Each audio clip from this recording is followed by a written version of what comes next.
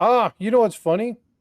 What? Thank you, Magnuson, for saying that because I had muted the sound and unfortunately didn't turn it back on. So we're over here saying hi to everybody and ain't nobody hearing us.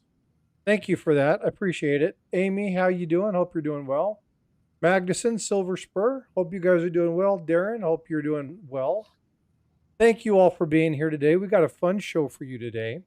As you saw by the thumbnail, we're going to be talking about a potential opportunity to own $100,000. There's a very specific thing on this. We'll be breaking this down. We've seen somebody else talk about this. We've got some good information for you. But we hope everybody's doing well. Had to close and start over. Yeah, no worries. I appreciate you letting me know. Um, Sometimes that happens. And again, we do things to kind of, what kind of jib jab operation is this? What's going on, OC? Good to see you, brother. Let's see. Yeah, what's going on, Acadian? I hope you're doing well. You know, I really have liked your captures of that Whatnot channel. I really want to get with you on that dude on Whatnot and like really kind of hold him accountable for some of the stuff he's selling. Absolutely ridiculous what they're doing to people. So keep on plugging that. Irish Collector, what's going on? Hope you're doing well. Thank you so much for being here today. All right. Well, hey, Tiger, let's talk about this. Okay. Are we going to do the news? How I did the news on my side. Okay. Yeah, All you got. right. So, what's in the news? So, Tiger, I'm going to turn this over to you. Why don't you look like you stopped sharing your screen? Why don't you pull up the information and let's talk silver and gold. Where are we at with stock prices or silver and gold prices? Let's talk about spots. Be happy to do that. Let me share the screen.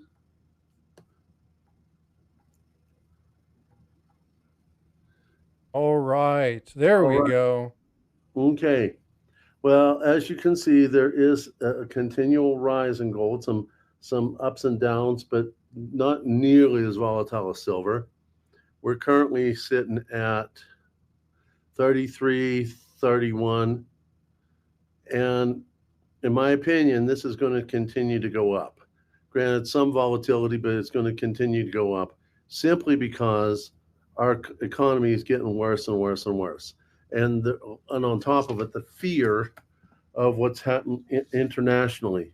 You know, with the tariffs, people have not lived in the time of tariffs for decades, so they're afraid of tariffs. And anytime you have fear, you have climbing in precious metals, especially in the gold arena, because it's more of a preservation of wealth.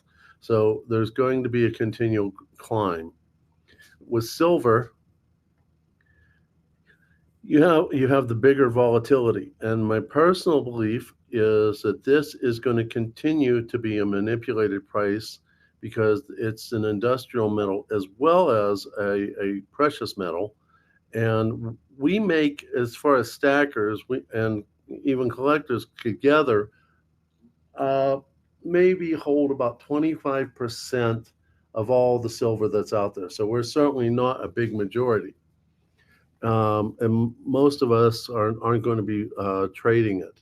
So it's going to be more manipulated through the papers market. Last time I looked, there was like a 300 to 400 paper to 1 ounce of silver ratio, and they're going to be continually shoved down because they want the silver for things like EVs and cell phones and uh, you know solar panels and military items. And as I understand it, the new batteries that are coming out are going to be taking a lot of silver also.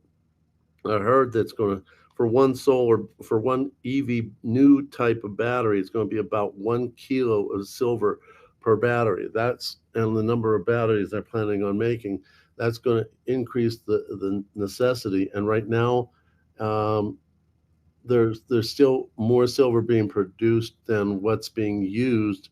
But by the time this new battery is perfected, I'm suspecting that the usage, the demand for silver will far outseed the supply. And when they eat that all up and they eat up what's already up on the ground, uh, the people in power, such as J.P. Morgan Chase, will not be able to shove this price down for for the supply and demand. Supply and demand will take over, at which time silver is going to go up. I can't tell for sure if gold will make a jump, but silver usually, when it bumps hard. So the silver to gold ratio, which right now is ridiculous, above 100. Um, and when this happened back in April, give or take, April of this month or last month, that's about the whole time of the whole tariff situation, because it came out on April 2nd, and by the 4th, it jumped up to well over 100. So I think that this issue is all fear based on international trade, tariff fear, all that type of stuff. It's going to stay that way until either something happens like I just talked about, or uh, the people start getting used to tariffs and their fear factor goes down. So that's what I'm seeing in the prices as it is right now. What's your take, Frosty? Well, I don't think that we're going to be able to maintain the kind of the oppression that silver's under for a long time. But I think we've got quite a bit of time before we see prices of silver really go high. The reason for that is if you have a huge demand like this, the suppliers are going to want to be able to buy this. And so I don't foresee the market being in silver as much as it is in the items silver's in. So I don't think we'll see great prices of this. I think we'll see, much like copper, uh, we'll see prices stay low. We talk about the availability of copper and how much copper is there, and we see copper going into copper prices going up. But again, there's so much demand for it that they purposefully keep the prices low. And I think that's something that's going to be maintained. It's going to be very volatile. If there is a spike, it's prone to manipulation. And unfortunately, and not unfortunately, but fortunately, one thing that's really good about this is that when we look at the potential that could have happened around April with this um, planned, organized attack on silver, where they wanted to try and artificially blow it up, people are more aware of what's going on, and so they're less inclined to make the mistakes of what you're seeing back during the Hunt brothers and what happened in 2008 and 2014, like you're showing there on the screen, or Oh, even yeah. the post-COVID of 2019, 2020. So there's a lot of opportunities there, but those are going to be situational. But I think all in all, they're going to be keeping silver suppressed because the suppliers are going to want to buy it at a better price. And who's buying it in bulk? Not us. So um, until we make up a larger portion of that and they start recognizing how much we hold, I don't see silver moving for quite some time. Yeah, as long as they can get it out of the ground or out of the COMEX, LBMA, any of those sources, they're pretty much going to leave us alone because we're a smaller percentage. Once that's no longer an option, they're either going to be trying to buy it from us or trying to confiscate it from us. Yeah, but we got years before that happens. Everybody thinks this is going to happen like next month or something. They're crazy. They're absolutely crazy. There's Well, no as long as basis for it. There's no decision. There's no defining characteristic that's going to allow that to happen. And those are the bulls, right? They're the ones that they talk a big game, but there's nothing to back it up. Show me one statistical, solid financial piece of evidence that says that silver is going to go up. Now, gold, absolutely. We've seen trends of gold nonstop, and you see, Mhm. Yankee and some of these people have talked about gold and cycles and what's happening in that, and you see a constant trend, and it's doubling about every, what is it? every Uh, 8 um, years or something about like that. except for recently. I mean, when I started buying it, it was 2020, 2021.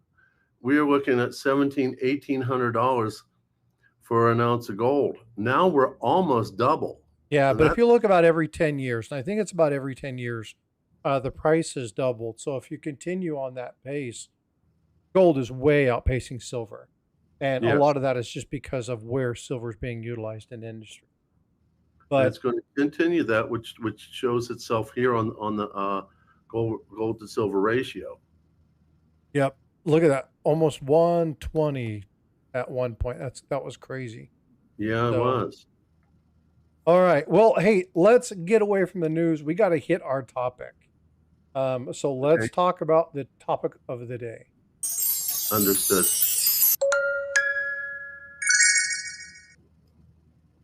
All right. Are you going to do the clicky thing? I already did it. Yeah, I'll take care of it. You don't have to ask. All Oh, okay. right. See this piece right here? There's been an interesting advent in the last week regarding this particular note. Now, obviously, if you look at this, you all can read, you all have eyes. This is a $100,000 specimen note, and they call it a specimen note because, as you'll see, now the information that I'm showing you is coming from Kagan's. The URLs are displayed. I'm not trying to take anything from anybody. I'm just showing what's there. But the specimen note doesn't have a reverse, and the reason is this note in particular was created so that people could actually see what the note was going to look like. So it's not negotiable. It's not a legal tender piece. It's a collector piece. Tiger with the 5 gifted memberships. Thanks so much. EMR, Keynes, Phillips the Board, Thomas Buddha, and Bad Idea Lab. Make sure you're saying thanks, Tiger.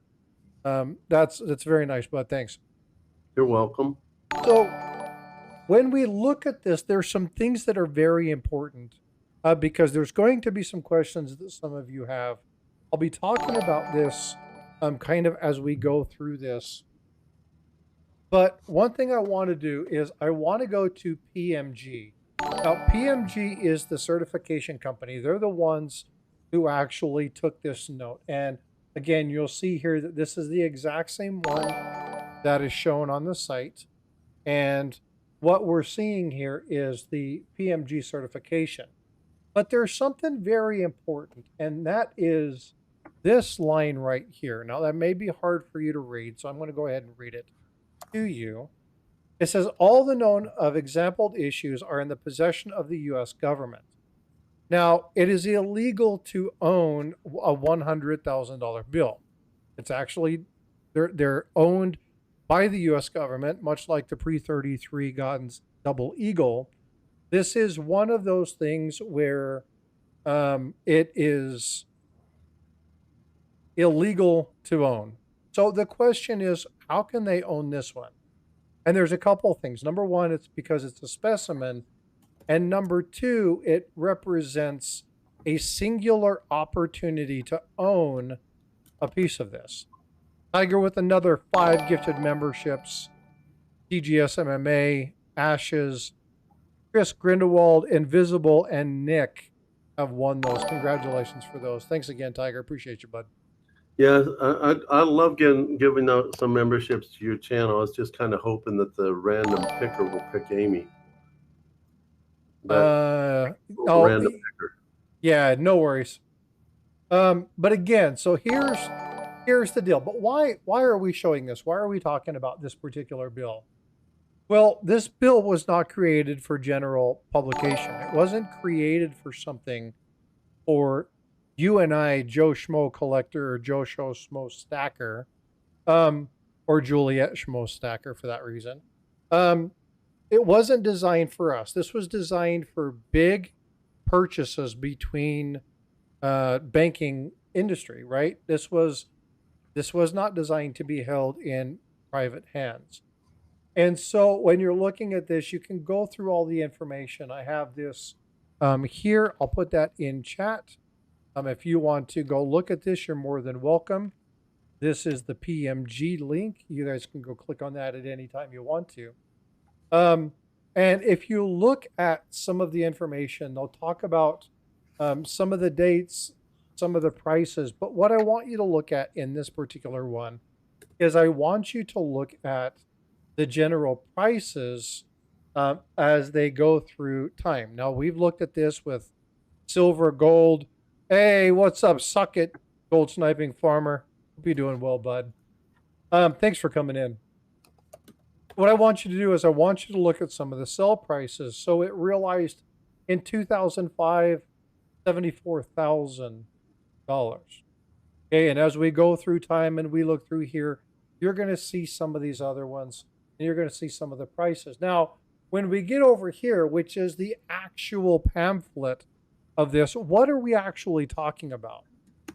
Well, if you've ever heard of an EFT, or an NFT, excuse me, an NFT, a non-fungible coin or a non-fungible token, what this is this is, and I'll leave this to you to make the decision of what you want to call it, but this is an opportunity for you to buy a piece of this particular bill.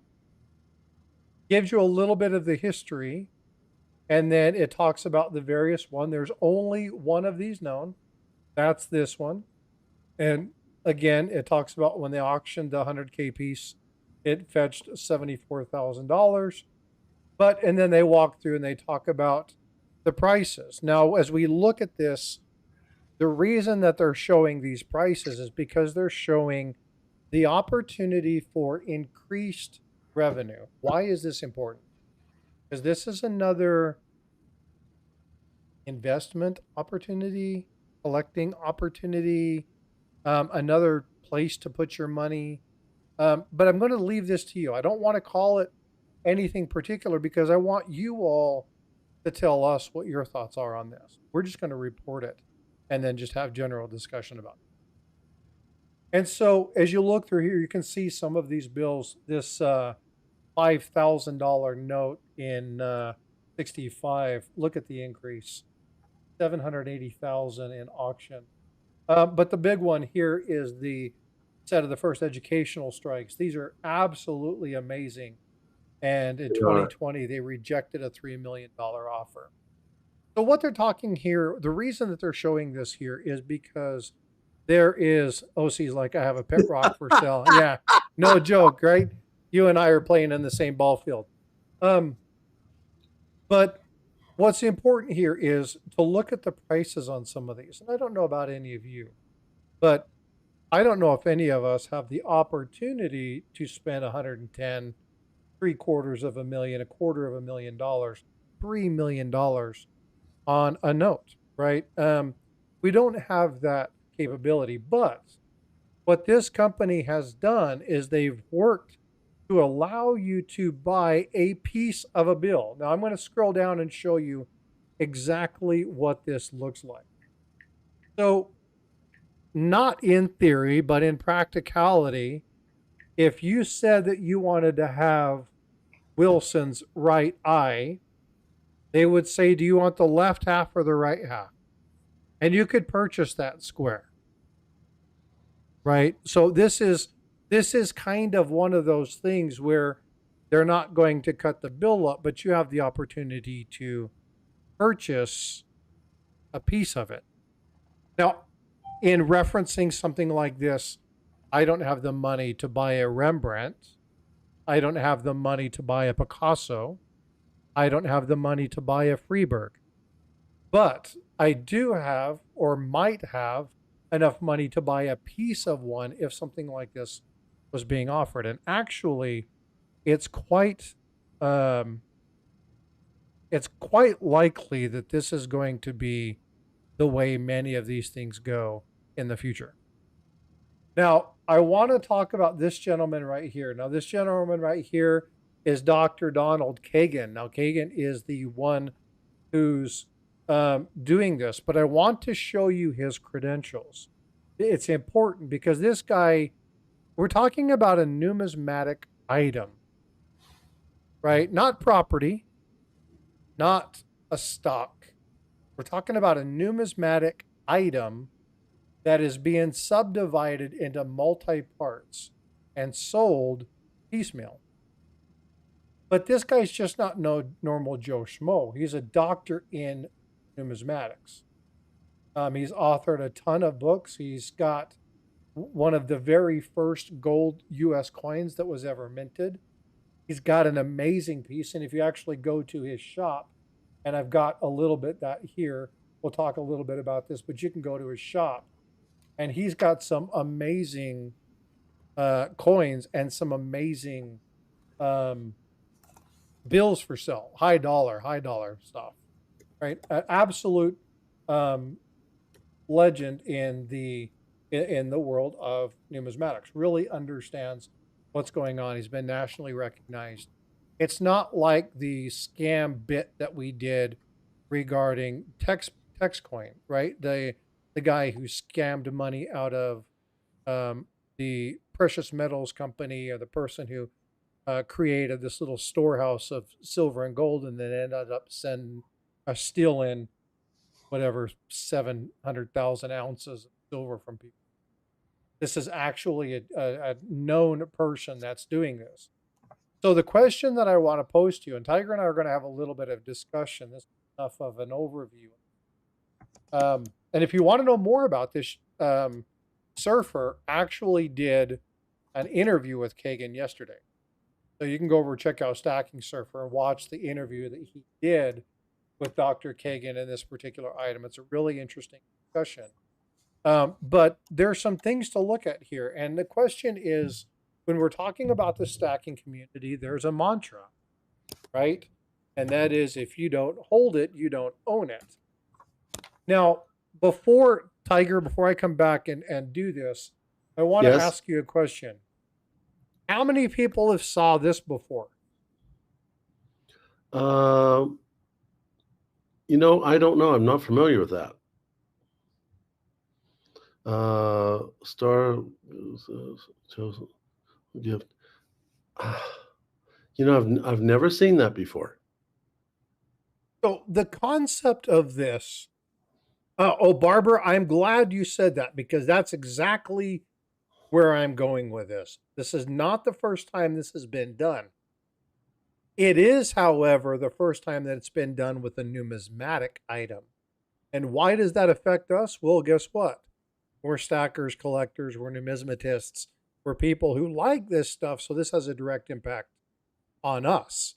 It's an opportunity, but the question is this something that I would recommend for people, or is this something that Tiger, from the stacking community, would this be something that you would do to offset or maybe to diversify? We're going to discuss about this. But this is a site in which you can actually go pick a star out of the sky, and if nobody's named it, you can actually pay money, name it, they'll send you a certificate, and you actually have a star named after you, where you can dedicate one to your house or whatever. So buying something that is quote unquote intangible is nothing new, right? I mean, for God's sakes, you can buy, you guys like Spaceballs, right? Canned air, remember that, right? Absolutely hilarious. But it was a satire based off of some of the stuff that people do. So I'm not saying that this particular thing is a scam. I don't think it is. But I don't think it's targeted at your standard collector. I think it's really only targeted at those people who have a bunch of money to kind of throw away, and those collectors that are looking for something different. So, but again, I wanted to do this, and I wanted to mention what Barbara indicated regarding you can buy a piece of the Constitution. And again, do you actually ever own it? That's a question. And the answer is no, not with that, because we'll never physically be able to hold the piece that you own. Now, unlike some of the other things that have been done in the past, one thing that is certain is that they give you something tangible, and that's this little certificate that's here. You'll notice on the right one, it tells you how many shares you have. This is like one of those old Apple stock certificates. Now, if you guys have ever thought about that, think about having an original stock certificate from Apple. How much money would that be worth? Right. And so there are aspects to these collectible items that may carry inherent value. But let's kind of talk about this. And in some senses, Matt, yeah, so Metal Matt in the star thing, absolutely right. It's a total scam. It's just one of those things that, oh, I would go to the moon for you. No, you wouldn't. I would rope the moon for you. No, you couldn't. It's just one of those things to, sweeten somebody up, and it's the thought that counts type of thing. But it's a total scam. It's a total waste of money. In this particular case, I don't think it's a scam, but is it feasible, and should you really consider doing this? This is one of the discussions that I want to have. So, Tiger, you and I have talked about this. You've got some points and insights that you've created. So, I'm going to bring up your screen and, oh, you're sharing that. So, you want to bring up your other stuff? Let me get back over there. Hold on. Okay. The Green Bay Packers have shares, but they're rarely offered for sale. Well, yeah. And so that's true. Pull up your other stuff, Tiger. Okay, you went back to me again. Good. Yeah, Okay. but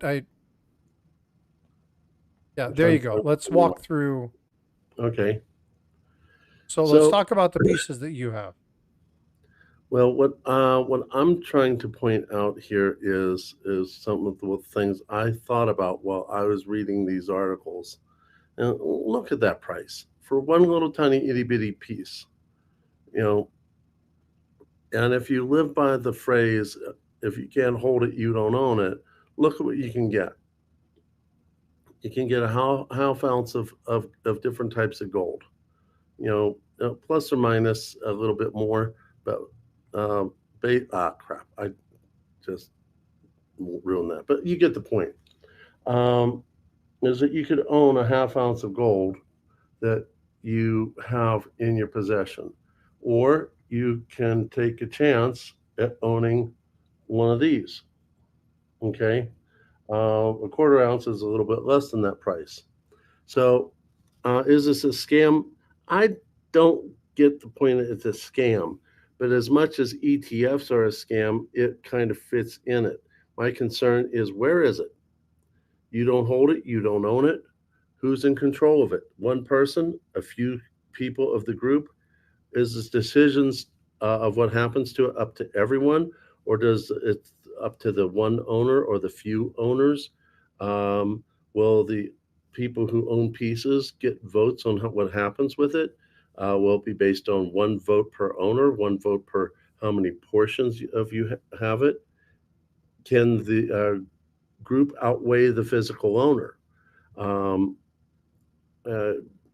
is this going to be a complete sham, like say hawk coins? Because if all of you know Hawk Tua girl, her real name's Haley Welsh. She made something called hawk coins, and when it shot the moon, when it was brand new, she sold her pieces and allegedly got herself into a big mess. Will this be the same type of thing, a kind of pump and dump? Maybe yes, maybe no. But to listen to Frosty's research on the owner, it doesn't sound like it, because he has a reputation as a PhD in numismatics and doesn't want to have the reputation of being a scam artist. Hold on, I got to do this real quick. What? He said numismatics right the first time. Congratulations. Nicely done. I am so trying to hold my tongue.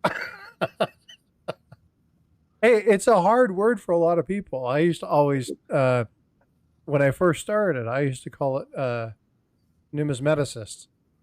It sounded more like a disease than a coin collecting thing. Yeah, it sounds like medicine. I can deal with that one.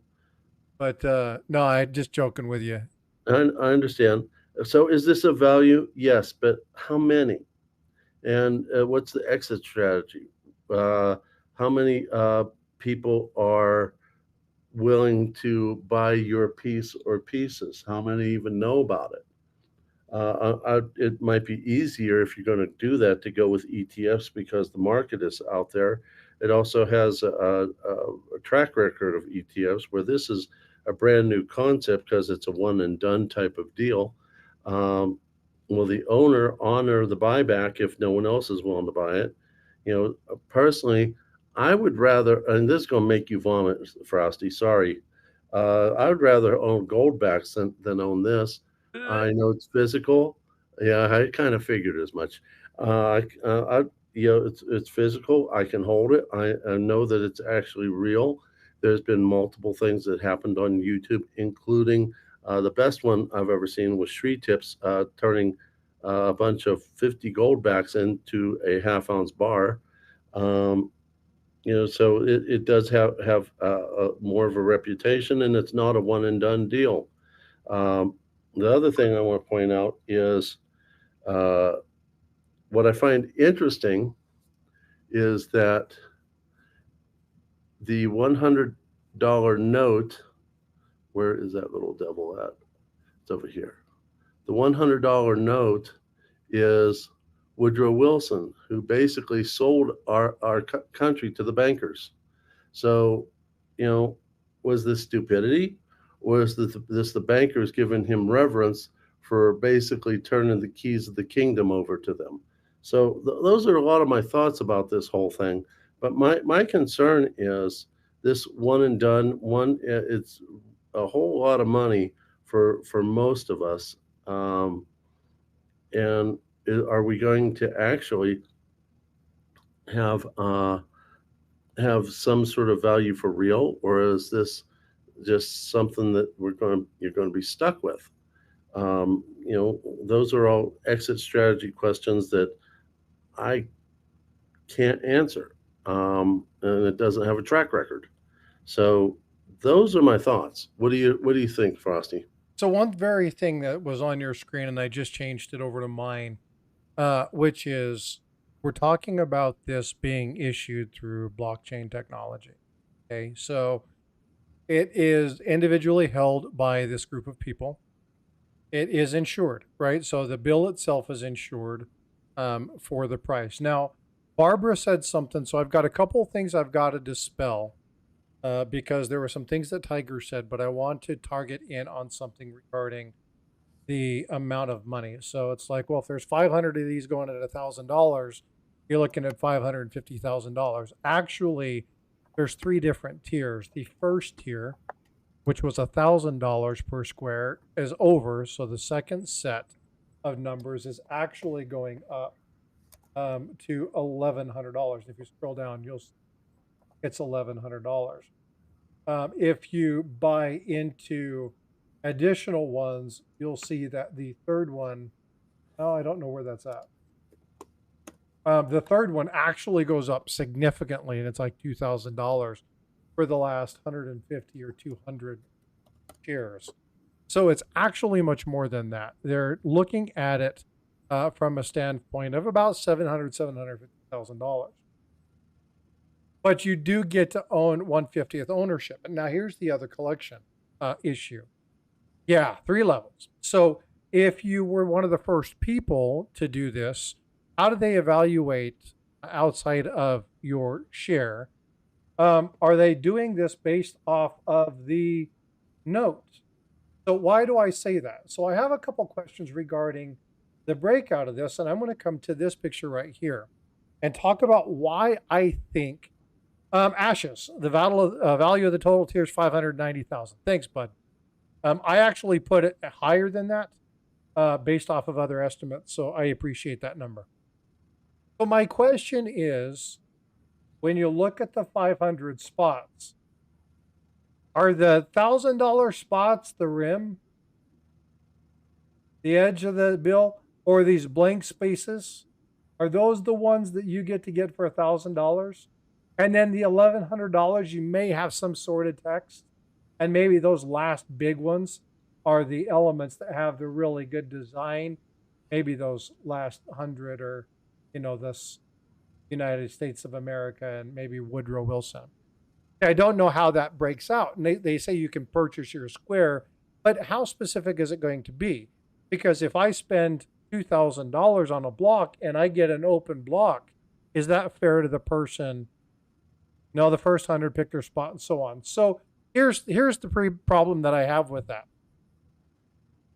If I'm trying to resell this and my available space is here, see my mouse right here, it's going to be way harder to sell than if I have the W of Washington, D.C., because now I know where my spot is.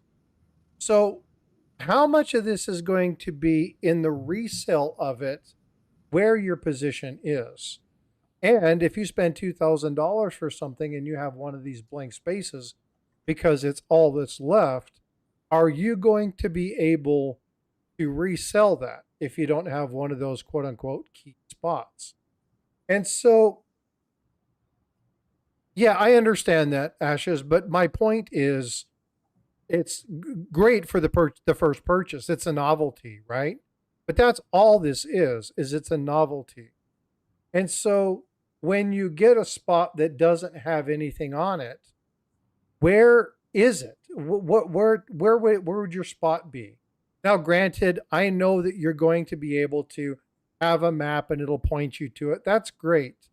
But is that going to matter when you go to resell it? And I really think it is. I think the problem's going to be that this initial one, it's going to be a nuance. It's going to be subtle. It's going to be whatever.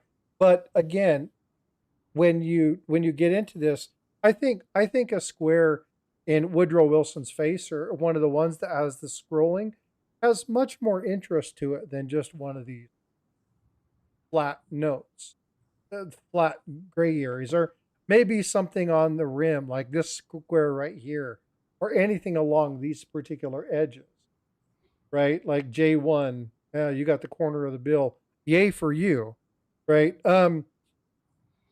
I just don't see, personally, I don't see the interest in this. Now, am I saying this is for everybody? No. Is this an opportunity for you to own something that's a one of a kind throughout history? Yes. And for that person, or that collector, if this is something that tickles your fancy, do it. Right? That's the thing. You collect what you collect. But I want you guys to consider some things. I want you to consider resale. Now, people talk about stock. Stock is, and it's a little bit different than stock. This really isn't a stock. It's more like a security. It's like having a spot on E-Trade or one of those other items. If that company goes out and all your stuff is there, what happens to your security? If they have a fire, this is insured. Well, you no longer own the note. You just have the money. What happens to this particular item in the case of a disaster? What's it backed up? You have nothing to back it up on. Now, this happens with silver and gold. This is something that it's nothing new. But these are things you need to take into consideration when you're thinking about potentially purchasing something like that. Frosty, OC put in there, each square comes with a number and certificate. Yes, I understand that. And it's right here. That's great, right? So you get this. But my point is, if I look at this grid and say, oh, I get D36, so I'm coming over here and I'm like, oh, yay, I got a brown dot.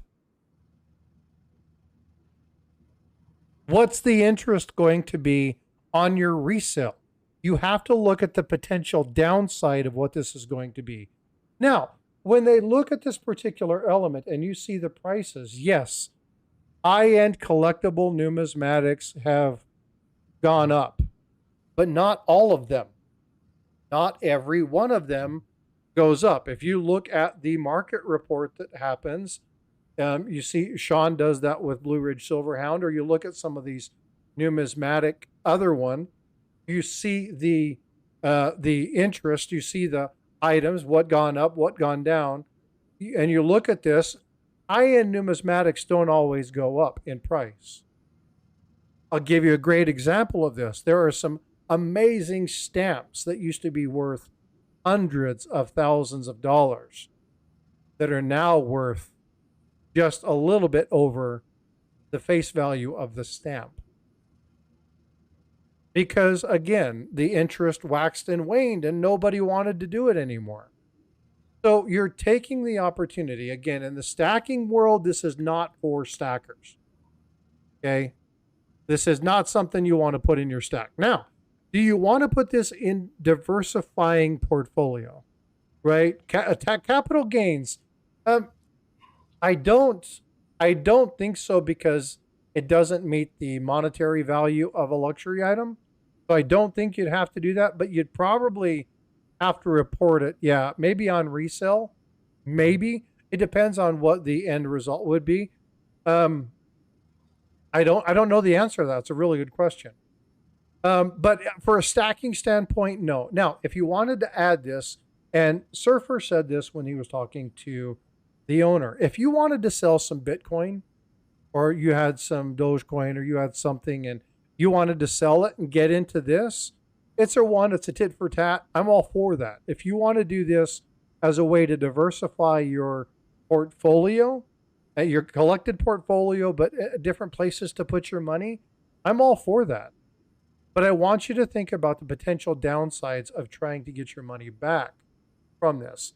Yes, it sounds like a really good idea, but use practical application. Remember, for every decision, there's a positive and a negative. Now, I'm going to go back to Tiger's little Haktua girl and explain why this isn't the same as that situation. Because one, Haktua was a self-created item that had no backing. This is physically backed against a physical piece. It's insured.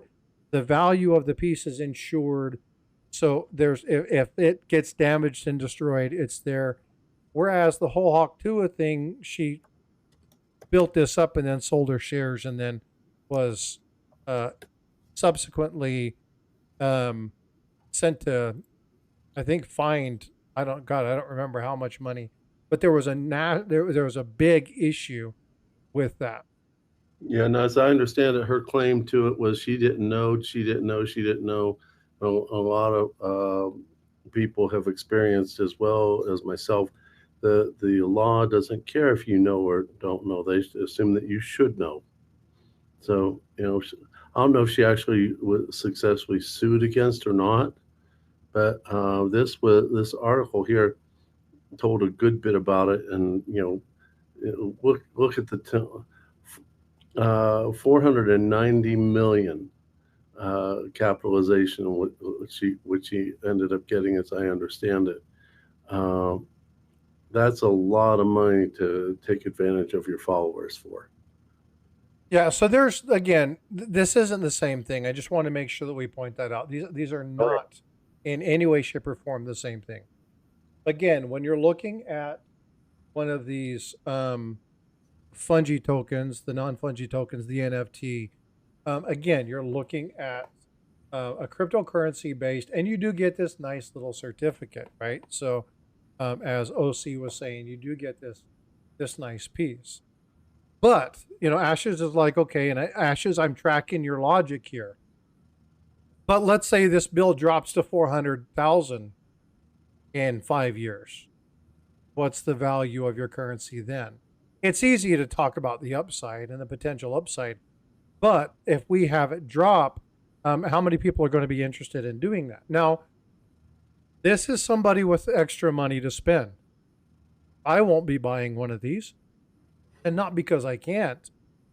It's because I want to put my money elsewhere. Like, I need to make good financial decisions, and this just isn't one for me. It doesn't mean that it isn't a cool idea. And I'm going to tell you, if I had $10,000 laying around that wasn't accounted for anything, I would buy a couple of squares just because it would be cool to have. But that's exactly what this is for me. This is just something that's cool. I don't think this makes a very good investment opportunity in my personal end. But I do think there's an opportunity here to own something cool. Now, just like having a Picasso or a Rembrandt or an original Freeberg, if that's something that you really want to do, I'm not going to tell you not to. I just don't think from a financial standpoint, I could recommend that this is something that you. Now, I know Ashes, you love this stuff. This is a great opportunity. Dude, outstanding. When you buy one, make sure you do a live stream, show it on your, we'll talk about it. We'll look at this along with some of the $50 ones that you have. Avid hardcore collector likes the rarities. Outstanding. Happy for you, dude. That'd be awesome to see. For me, it doesn't make it's not a good decision for me. Well, it makes even less of a decision for me because it's Woodrow Wilson. You put Lincoln on it, it's more tempting for me. But that's not who they put on it. Yeah, and again, does that really matter to me? No, because this is a one-off. This is a numismatic rarity. But the point I want to get to, we only have a couple. Oh, I'm not buying any to Spanish Trail. Yeah, that's where all your money's going to go, bud. But if you look at this particular thing, why I think this is cool.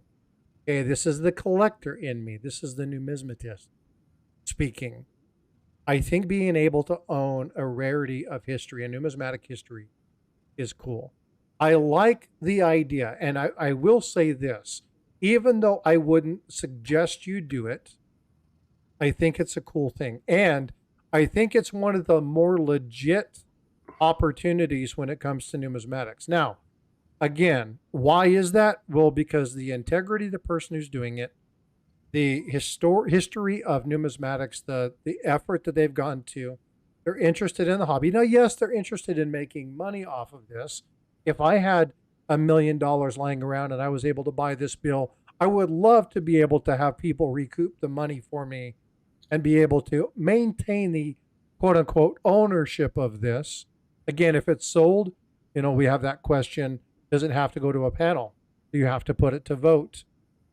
Maybe, maybe not, right? But you have to look at the security and things like that in that. I think it's a great opportunity if this is your thing. So I'm not knocking it. I just wanted to give everybody an opportunity to kind of chat about this. If you want to talk about this more, we can talk about this more Saturday or Sunday morning.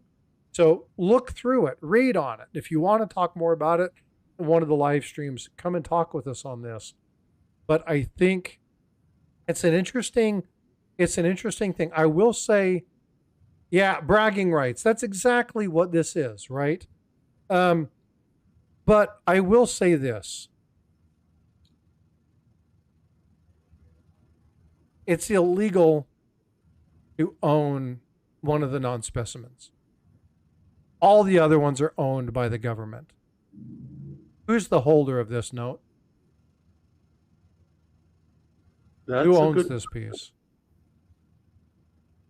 And if this happens with this one, what's to say it's not going to happen with other items? Now, you guys know I'm about integrity first. And I have a problem with people that lack integrity. Matter of fact, I've just walked away from some people because of it. And so I look at this with a very cynical view because I see massive opportunity for scam. I see foreign buyers buying these, putting them up, and then walking away with it. So I think you're going to have to really be careful and do your research as more of these come out, because I see foreign actors buying these or counterfeits coming out. And I see a gamut opening up very, very quickly. So you're going to have to protect yourself. If this is something that you are looking to do some serious research before pulling that plug. Okay, trust but verify. Exactly. This is something that's very important to me, and I want you guys to look at this. Tiger and I have talked about this. Integrity above all else, right? Your actions, what you do, what you say, speak way louder than what you tell people you do or say. And so when you're looking at these types of items, look at the history, look at the stuff that's going on. This is why, as I've looked through this particular thing, and I've looked at Kagan's and I've looked at their site, I've actually gone through and checked and seen what they've had. You obviously have this map here. You know, this is what he was talking about earlier. But you can look at the various coins that they have here. He's a reputable person. I don't think this is anything but upfront, but I don't think that the opportunity will be very long before people start manipulating others and utilizing this to scam people. So looks like a football board. Yeah, but again, interesting opportunity. Tiger and I thought about this. I thought it would make a great topic. Again, Stacking Surfer did a video where he actually talked to the owner. Go check that out. If one of my moderators would go pull up OC, if you're still here, grab that video link, throw that in chat. Go listen to it. Listen to what he had to say, and go check that out. Because again, Don's wife has the, oh, I need to speak to them then because I want to do a video on that. That would be cool. But anyway, a great video, great opportunity. It was really nice of him to interview and be on live with Surfer. So go check that out. Go listen to Surfer's talk from the economic standpoint. A lot of great information. I actually, they are starting to sell it. Yeah, I don't have that much money, brother. Those things are expensive. But yeah, anyway, really neat stuff. And so go check it out. So let's do this. All right. So I'm going to wrap it up. All right. Tiger, what are your thoughts? Well, like you, this is number one, something I wouldn't want to diversify into. And it doesn't seem like it's a scam, but there is risk for scammage, especially by unsavory people who can hide behind the internet. So it's not exactly where I want to go. If someone else wants to, hey, that's all fine and good. And like OC said quite a lot of times, the fella is a nice guy and seems like he's a good, legitimate guy with great intentions and a history that can be relied upon. But you can't control what happens after this thing becomes a popular thought. To me, it's not worth it. It's nice. It's kind of cool to look at. A little side note: I'd rather it be Abraham Lincoln than Woodrow Wilson, but that's another topic.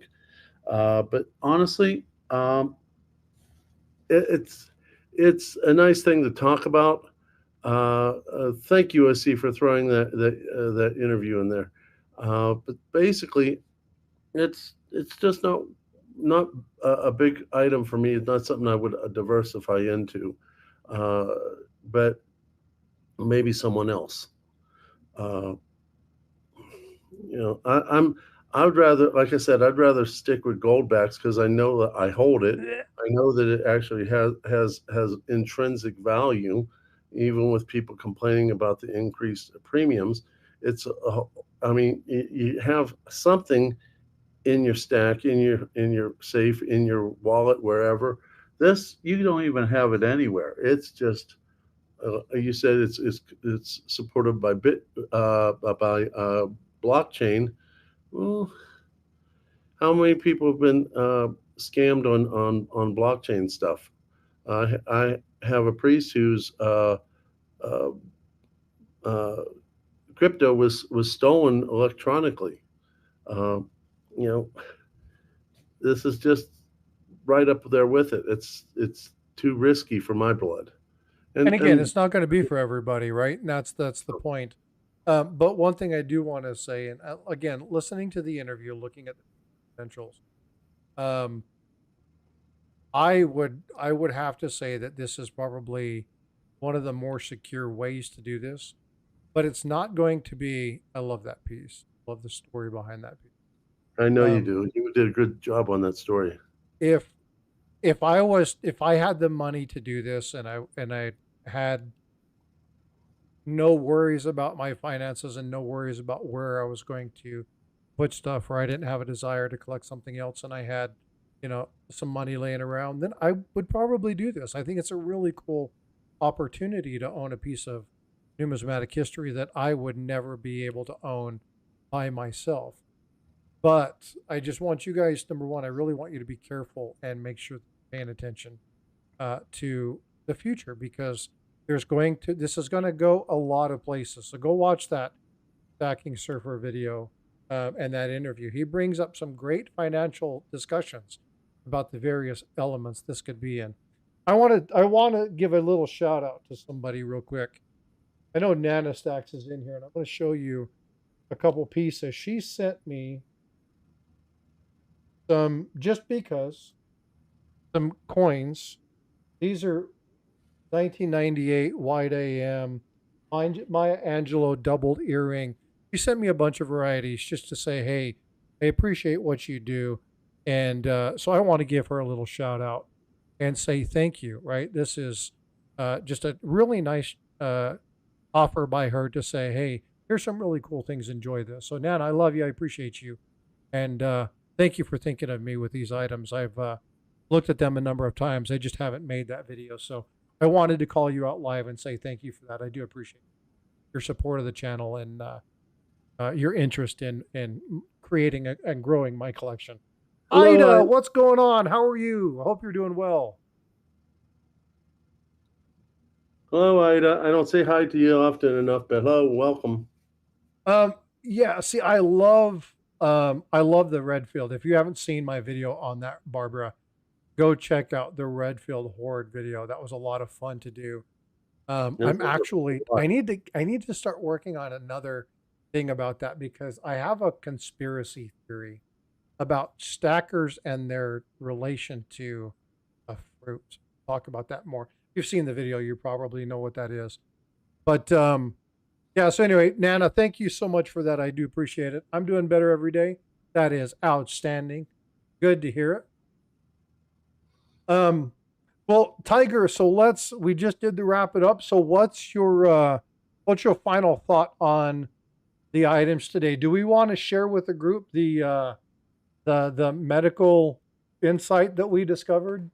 Yeah, there's a lot of medical things coming out nowadays, some of which are good, some of which are scam. I see a lot of weird stuff on YouTube infomercials, but this one looks like it's actually real, and it kind of reminds me of the clapper, but that's another topic for another day.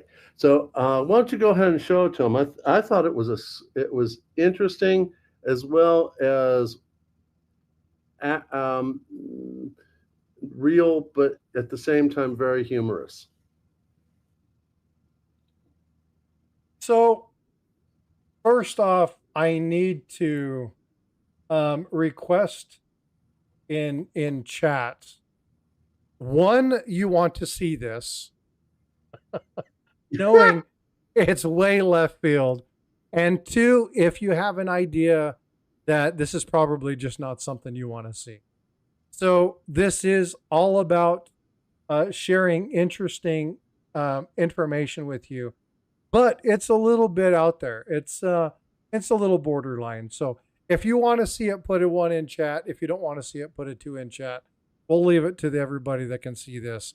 But we'll end this kind of on a funny note, just to make sure that we don't offend anybody.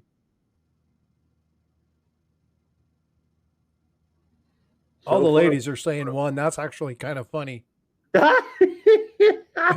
And you'll see why when I show you this. Be careful what you ask for. Be afraid. So, be very afraid. Tiger and I were chatting, and I'm seeing 1s in chat, so I'm going to go ahead and do this. Tiger and I were chatting yesterday, and something came across the phone, and it was this little device right here. So this device actually is for men. And what it does, and you can see this regarding some of the stuff, it gets attached to the switch that allows a man to either turn on or turn off a man's sterility. Sperm on, sperm off. So this, again, when we talk about weird stuff, right? When we talk about coming across some oddball things, um, we want to be able to share. It's not a pump. No, It actually just shuts off the ability for that element to transfer through the vas deferens, and it's just it zaps it, it destroys it, it turns it off. the And vas deferens so you can tube, if you will, that actually, goes to the you testicle. can, yeah, exactly. So but it's something funny, and us, Tiger and I like to joke and laugh about this, but this is where some of this stuff is going. So anyway, you guys want some interesting kind of humor and medical device? This is a real thing. This is not a play on words. This is actually here. They first did the first one in 2000, but it's been approved, and so it's out there, and you can actually, guys, you can have this installed if you want. Um, and it's not as permanent as a vasectomy. So Tiger and I, both being in the medical field, thought it would be fun to do something a little bit. No, it's not that. No, It actually, it's all about fertility. So, but yeah. Anyway, we thought we would share something fun as we wrapped up the stream today, and so the more you know. So it's amazing what they're coming out with in the medical field. true. All right, y'all. Tiger, you want to say your farewells? Okay. Well, I enjoyed having this conversation. It was very interesting to see how you all thought about this piece of a specimen $100 one-sided note and what you all think about it. It was fun to see everyone's interest in it. It was even more fun to hear that OC Stacker has actually spent time with the owner of it. Um, so I enjoyed this conversation, and I certainly enjoyed the Arcadian Carpenter Sperm Saver 2.0. But no, I enjoyed our final piece, but it was a lot of fun. How about you? So again, Tiger and I take a wide stance on what we do in this particular series, and we are at episode 8. It's amazing that we've already had 8 episodes of this, but we want to bring you stacking, collecting news. We want to bring you information and really look at some of the opportunities that are out there, and give you guys opportunity to ask questions, to think about it from a logical standpoint, and to act, not react.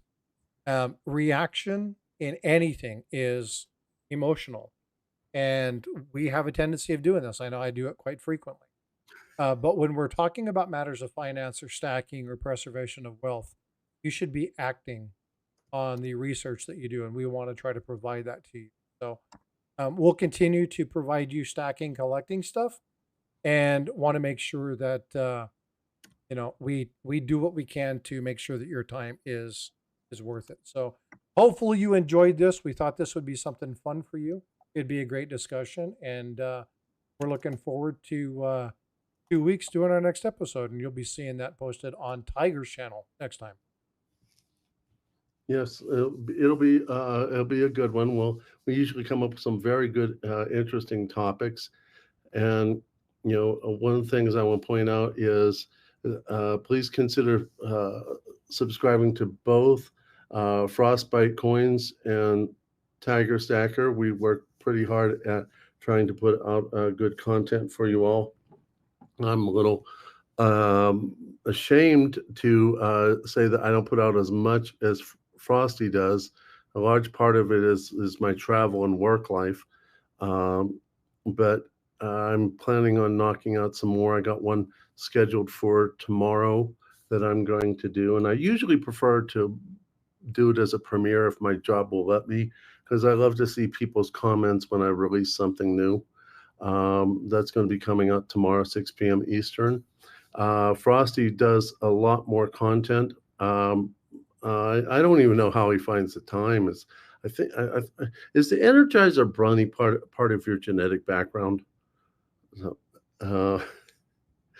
just a little side note, but no. Please feel free to subscribe to both channels.